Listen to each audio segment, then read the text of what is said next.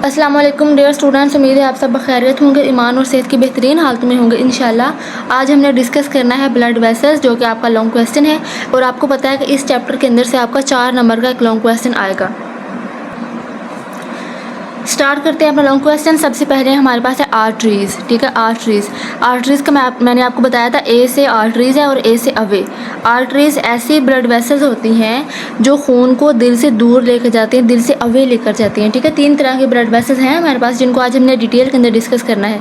सबसे पहले आर्टरीज, उसके बाद हमारे पास है कैपिलरीज और उसके बाद है वेन्स, ठीक है। और आर्टरीज की क्या पहचान है कि आर्टरीज जो होती हैं ये खून को दिल से दूर लेकर जाती हैं। ए से आर्टरीज, ए से अवे, इस चीज़ को आपने याद रखना है। आगे देखें जी, ये देखिए पहली लाइन के अंदर लिखा हुआ आर्टरीज खून को दिल से दूर लेकर जाती हैं। कैसे दूर लेकर जाती हैं? ये जो हमने दिल की डायग्राम देखी थी, बड़ी प्यारी सी डायग्राम इन्होंने आपके लिए बनाई हुई है। यहाँ पे देखिए आर्टरी कौन सी थी, एक ये वाली आर्टरी थी हमारे पास, और मैंने आपको बताया था ये जो आयोटा है ये भी आगे जाके आर्टरीज में तकसीम हो जाता है। आयोटा यहाँ से खून को बॉडी की तरफ लेकर जाता है ना, आगे आर्टरीज बनती हैं। और यहाँ पे ये जो पल्मोनरी आर्टरी है ये भी दिल को, खून को दिल से दूर लेके जा रही है। ये ब्लू कलर की इसलिए है क्योंकि इसके अंदर डीऑक्सीजनेटेड खून है। ये आपको डिटेल से मैंने दिल की साख्त वाले टॉपिक के अंदर, आगे भी सारे टॉपिक्स के अंदर हमने इसको डिटेल से डिस्कस किया हुआ है। तो ये जो पल्मोनरी आर्टरी है ये भी खून को दिल से दूर लेकर जाती है। कहाँ पे लेकर जाती है? यहाँ पे आगे लंग्स के पास, क्योंकि इसके अंदर डीऑक्सीजनेटेड खून है, ठीक है। तो ये कहाँ पे लेके जाएगी? लंग्स के पास, फेफड़ों के पास, ताकि ऑक्सीजन ऐड हो सके हमारे खून के अंदर। आगे देखेंगे, बालगों में पल्मोनरी आर्टरी के सिवा तमाम आर्टरीज में ऑक्सीजनेटेड खून होता है। आर्टरीज के अंदर कौन सा खून होता है? ऑक्सीजनेटेड।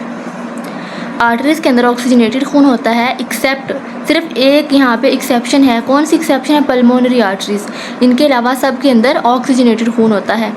ये आपने पीछे अभी देख लिया, ये जो पल्मोनरी आर्टरी थी ब्लू कलर की है, इसके अंदर डीऑक्सीजनेटेड खून है। बाकी सारी आर्टरीज के अंदर, यहाँ से बाकी आर्टरीज निकलती हैं आयोटा से आगे। इस पॉइंट को याद रखें, आयोटा से आगे बाकी आर्टरीज निकलती हैं, उनके अंदर ऑक्सीजनेटेड खून होता है।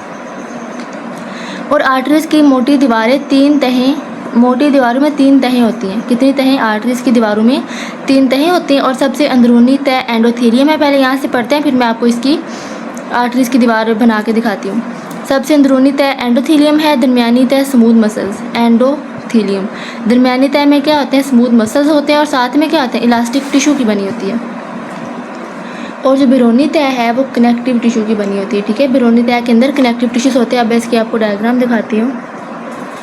ये मैंने आपके सामने एक आर्टरी बनाई है, ठीक है। इसकी ये जो सबसे अंदर वाली तह आपको नज़र आ रही है, ये इसकी, ये जो आपको रेड कलर की नज़र आ रही है, ये इसकी सबसे अंदर वाली तह है, जो किस चीज़ की बनी हुई है? अभी आपने पढ़ा कि ये एंडोथेलियम की बनी होती है। किस चीज़ की? एंडोथेलियम की बनी होती है, ठीक है। एंडोथेलियम सिंगल सेल की एक लेयर है, सबसे अंदर सिंगल सेल की लेयर होती है एंडोथेलियम। और उसके बाहर क्या होता है? ये उसकी सेकंड लेयर है, ठीक है। ये उसकी फर्स्ट लेयर एंडोथेलियम की बनी होती है, और ये जो आपको नज़र आ रही है यहाँ, ये सेकंड लेयर है। ये किस चीज़ की बनी होती है? स्मूथ मसल्स की और इलास्टिक फाइबर्स की। ये जो आपको ब्लैक कलर से नज़र आ रहे हैं, ये ऊपर और ये नीचे, ये जो ब्लैक कलर से नज़र आ रहे हैं ये सेकंड लेयर के अंदर, ये हमारे स्मूथ मसल्स हैं। और ये जो ब्लू कलर से आपको शो हो रहे हैं ये इलास्टिक फाइबर्स हैं, ठीक है। जैसे इलास्टिक के अंदर लचक होती है, इस तरह से इन फाइबर्स की वजह से आर्टरीज की दीवार के अंदर लचक होती है। और ये सबसे बाहर आपको नज़र आ रही है ब्लू कलर की, ये हमारी कौन सी दीवार है? ये सबसे बैरूनी दीवार है, जो कि कनेक्टिव टिश्यूज़ की बनी होती है। कौन से टिश्यूज़ की बनी होती है? Connective tissues. तो हमने क्या देखा, जो हमारी आर्टरी है उसकी दीवार जो है वो 3 तहों की बनी होती है, ठीक है। सबसे पहले ये दीवार है अंदर वाली, एंडोथेलियम की बनी हुई है, सिंगल सेल की लेयर है, बिल्कुल बारीक बारीक सेल की लेयर है, ताकि यहाँ से चीज़ों का एक्सचेंज हो। और ये जो उसके बाहर है, ये इसकी जो दरमियानी तह है, ये फाइबर्स की बनी होती है, ये जो ब्लू कलर के आपको नज़र आ रहे हैं। और ये स्मूथ मसल्स की बनी हुई है। स्मूथ मसल्स, कार्डिक मसल्स और स्केलेटल मसल्स, ठीक है। ये स्मूथ मसल्स है। स्मूथ मसल्स वो वाले मसल्स होते हैं जो हमारी नालियों के अंदर होते हैं, हमारी वेन्स के अंदर होते हैं, हमारे जो है एलिमेंट्री कैनाल के अंदर होते हैं। ये सारे स्मूथ मसल्स हैं, और स्मूथ मसल्स हमारे कंट्रोल में नहीं होते, ठीक है। इनके ऊपर हमारा जो है वॉलेंट्री कंट्रोल नहीं होता, ये इनवॉलेंट्री होते हैं। इसके अलावा हमारे कार्डिक मसल्स होते हैं, हमारे दिल के अंदर होते हैं। कार्डिक से मुराद हमारा दिल, ठीक है। और जो स्केलेटल मसल्स होते हैं वो हमारे कहाँ पे होते हैं, हमारे स्केलेटन के साथ लगे होते हैं, हड्डियों के साथ जुड़े होते हैं, जिसकी वजह से हमारी जो है मूवमेंट होती है, ठीक है, रिलैक्सेशन कॉन्ट्रैक्शन होती है। तो मसल्स का काम ही रिलैक्सेशन कॉन्ट्रैक्शन करवाना है, ठीक है। तो ये जो स्मूथ मसल्स हैं ये यहाँ पे आर्टरीज़ की दीवारों के अंदर होते हैं। ये सबसे अंदर वाली दीवार जो बारीक एंडोथेलियम की बनी है, ये दूसरे नंबर वाली दीवार जिसके अंदर स्मूथ मसल्स हैं और इसके अंदर फाइबर्स होते हैं, ठीक है। और जो सबसे बाहर वाली दीवार है ये वाली जो आपको ब्लू कलर से नज़र आ रही है, ये वाली, ये कनेक्टिव टिश्यूज़ की बनी होती है। ये ऊपर इसकी दीवार है और ये नीचे की तरफ दीवार है और ये अंदर से इसकी जगह खाली है। ये जो खाली जगह है ना, यहाँ पे ब्लड मूव करता है। जब ब्लड आर्टरी के अंदर आता है यहाँ से या इस साइड से, तो इस खाली जगह के अंदर ब्लड मूव करेगा। इस खाली जगह को हम कहते हैं ल्यूमन।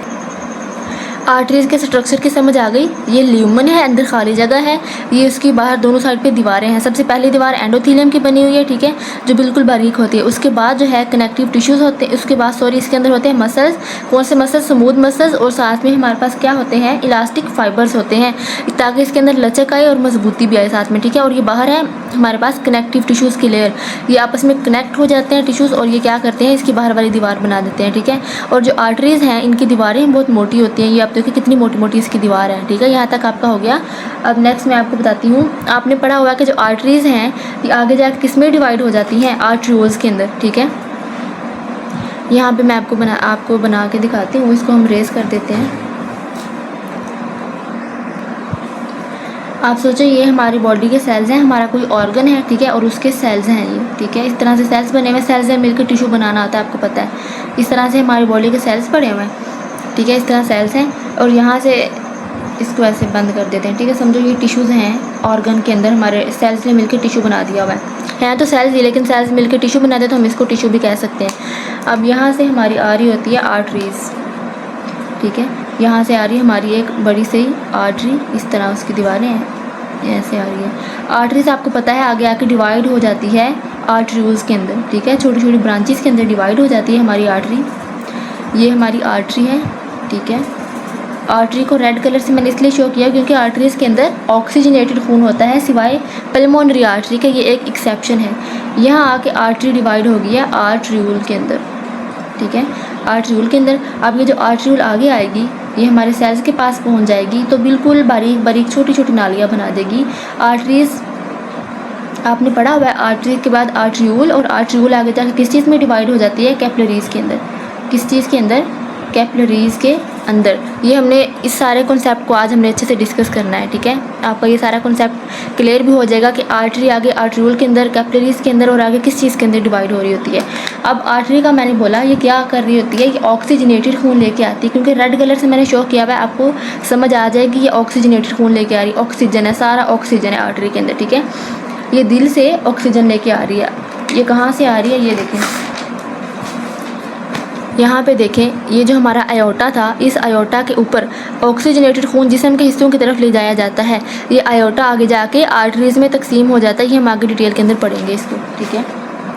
अब क्या हुआ, आर्टरी आई, आर्टरियोल को लेके आगे कैपिलरीज़ के अंदर तकसीम हो गई। हम पहले आर्टरीज़ को डिस्कस करेंगे और फिर उसके बाद कैपिलरीज़ की तरफ हम आएंगे, ठीक है।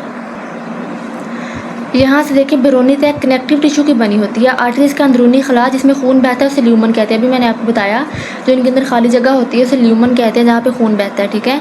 आर्टरीज़ मजबूत मगर लचकदार होती है। मजबूत क्यों होती है और लचकदार इसलिए क्योंकि इनके अंदर क्या होता है? फाइबर होते हैं, ठीक है, इलास्टिक फाइबर्स होते हैं। और मजबूत इसलिए होती हैं क्योंकि इनकी इतनी मोटी मोटी इनकी दीवारें होती हैं, ठीक है, आर्टरीज़ की, तो ये बहुत मजबूत होती हैं।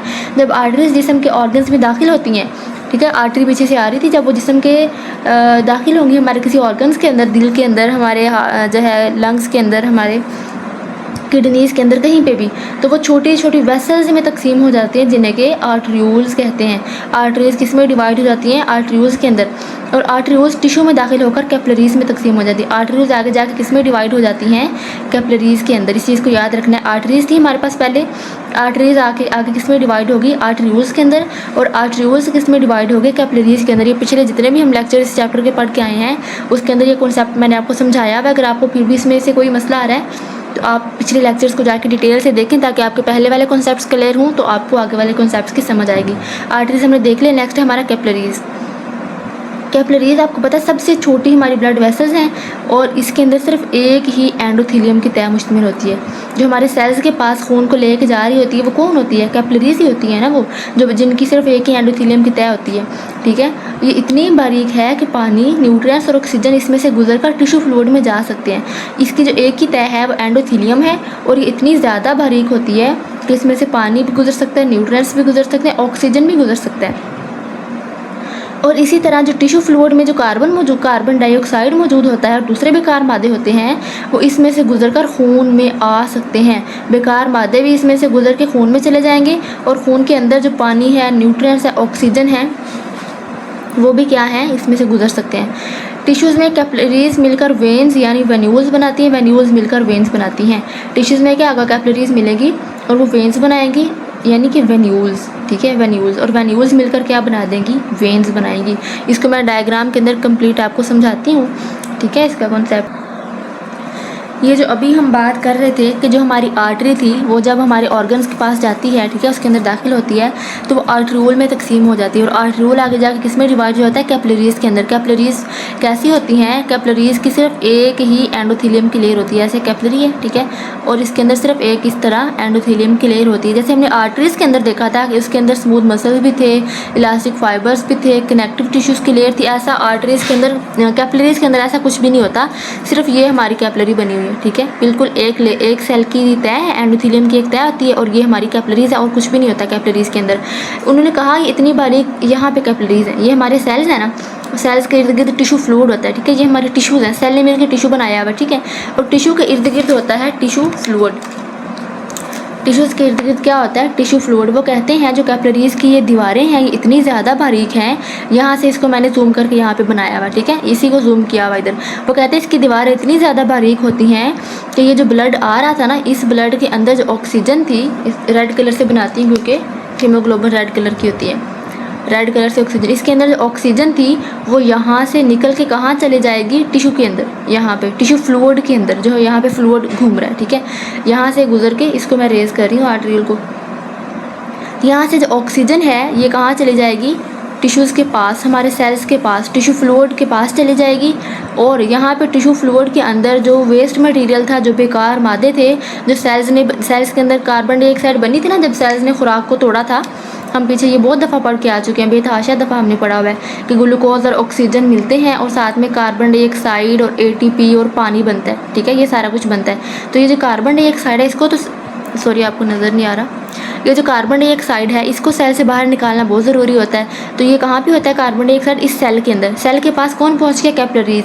कैपिलरीज क्या लेके आ रही हैं, ऑक्सीजन वाला खून। ठीक है, ऑक्सीजन लेके आ रही हैं। तो जी स्टूडेंट्स, ये कैपिलरीज जो ऑक्सीजन वाला खून लेके आ रही थी यहाँ पे, ये क्या करेंगी, ऑक्सीजन को यहाँ से बाहर निकाल देंगी, ऑक्सीजन को यहाँ से बाहर निकाल देगी। ये मैंने सेल बनाया हुआ है, ठीक है, यही सेल मैंने यहाँ पे बनाया हुआ है ताकि आपको समझ आ सके। ये ऑक्सीजन जो है ये बाहर दे देंगी, ठीक है, और यहाँ से जो सेल के अंदर कार्बन डाइऑक्साइड बनी थी, इस प्रोसेस के दौरान इस कार्बन डाइऑक्साइड को सेल के अंदर ले आएंगे, यहाँ पे ब्लड के अंदर ले आएंगे। कौन, कैपिलरीज, ये जो बिल्कुल बारीक बारीक नालियाँ होती हैं। ठीक है, ऑक्सीजन दे दी इन्होंने, कार्बन डाइऑक्साइड एक्सेप्ट कर ली।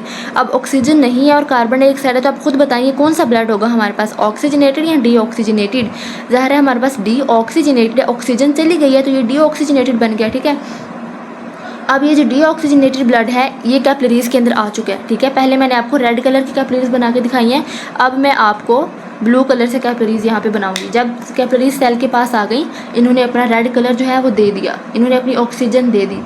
अब ये क्या बन गई हैं, ब्लू कलर वाली कैपिलरीज बन गई हैं। ठीक है, ब्लू कलर वाली कैपिलरीज, क्योंकि इनके पास अब डीऑक्सीजनेटेड खून है। अब ये जो कैपिलरीज हैं ये आगे जाके क्या बना देंगी, वेन्यूल्स, और वेन्यूल्स आगे जाके मिलके क्या बना देंगी, एक बड़ी वेन बना देंगी हमारे पास। ठीक है, समझ आ रही है आपको बात की। यहाँ से चले थे हम आर्टरी को लेके, रेड कलर वाली आर्टरी थी जो ऑक्सीजनेटेड खून को लेके आ रही थी, सेल के पास पहुँचते पहुँचते वो कैपिलरीज बन गई। कैपिलरीज ने ऑक्सीजन दे दी और वहाँ से कार्बन डाइऑक्साइड ले ली हमारी बॉडी टिश्यूज़ के पास, हमारे ऑर्गन्स के पास, हमारे सेल्स के पास। अब इसका कलर रेड से क्या बन चुका है, ब्लू कलर बन चुका है, क्योंकि ये डीऑक्सीजनेटेड हो गया अब खून। ठीक है, इसलिए मैंने इसको ब्लू कलर से शो किया हुआ है।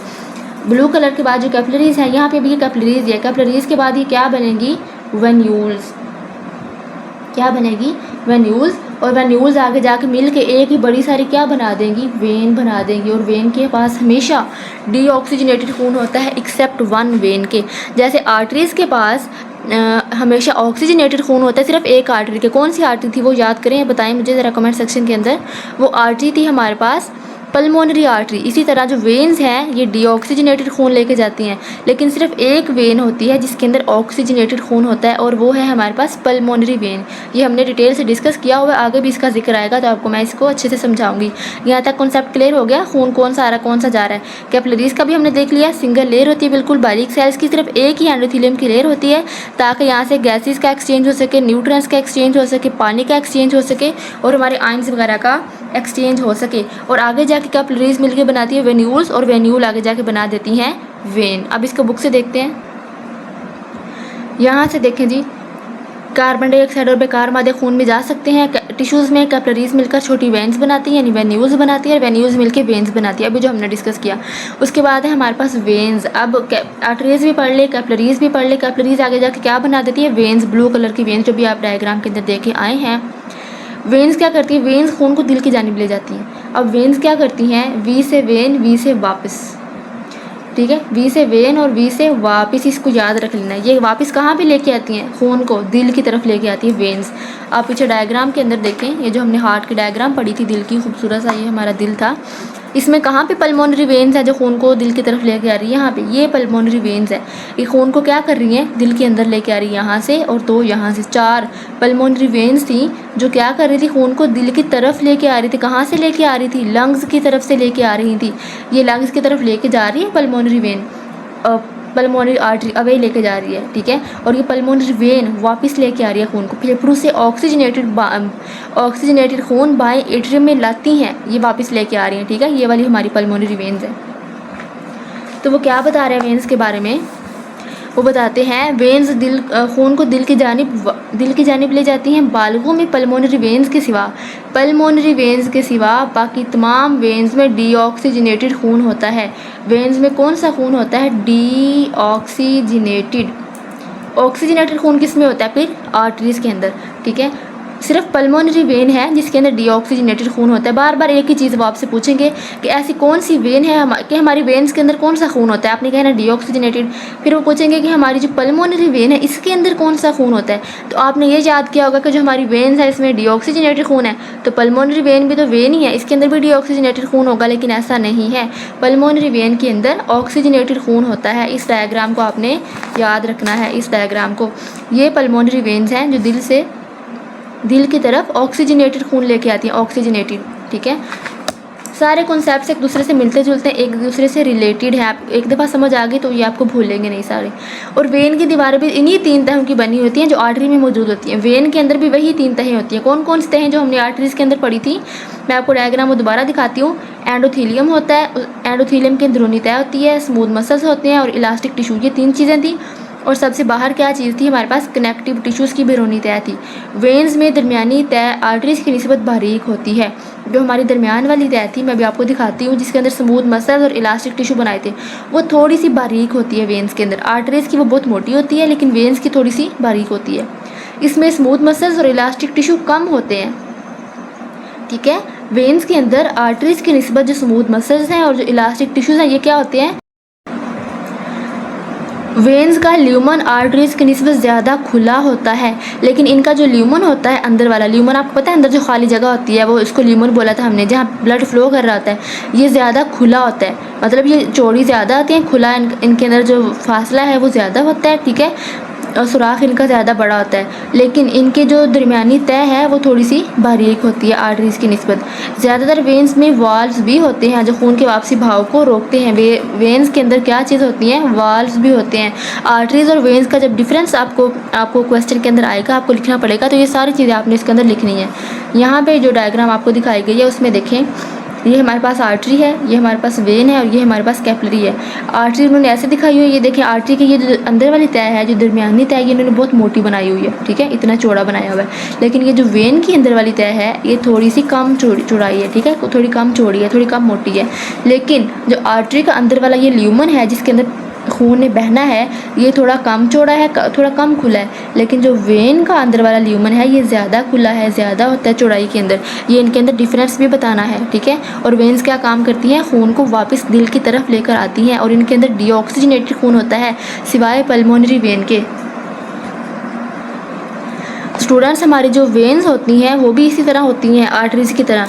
ये उनकी सबसे बाहर वाली तह कनेक्टिव टिश्यू की होती है, लेकिन ये जो दरमियानी तह होती है स्मूथ मसल्स की और इलास्टिक फाइबर्स की, ये वेन्स की निस्बत, ये आर्टरीज की निस्बत थोड़ी सी कम मोटी होती है, थोड़ी बारीक होती है। इसके अंदर ये मसल्स जो हैं, ठीक है, स्मूथ मसल्स और ये इलास्टिक फाइबर थोड़े कम होते हैं, और उसके अंदर भी इसी तरह का ल्यूमन होता है। ये ऊपर वाली साइड है और ये नीचे वाली साइड है, और यहाँ पे खून जो है इसका बहता है। उम्मीद है आपको अच्छे से समझ आ चुकी होगी, कॉन्सेप्ट्स क्लियर हो चुके होंगे। नेक्स्ट लेक्चर के अंदर हम इसे आगे डिस्कस करेंगे, और इसको नेक्स्ट आर्टरियल और वेनस सिस्टम को हम आगे अच्छे से पढ़ेंगे। यहाँ से आर्टरियल और वेनस सिस्टम ये आपको मैंने बहुत अच्छे से समझा दिया। अगर आपको इस चीज़ की समझ नहीं आती तो मुझे कमेंट सेक्शन के अंदर लाजमी बताया करें। अपना बहुत सारा ख्याल रखिएगा, मुझे भी अपनी दुआओं में याद रखिएगा। बायोलॉजी को अच्छे से पढ़िएगा। अल्लाह हाफिज़।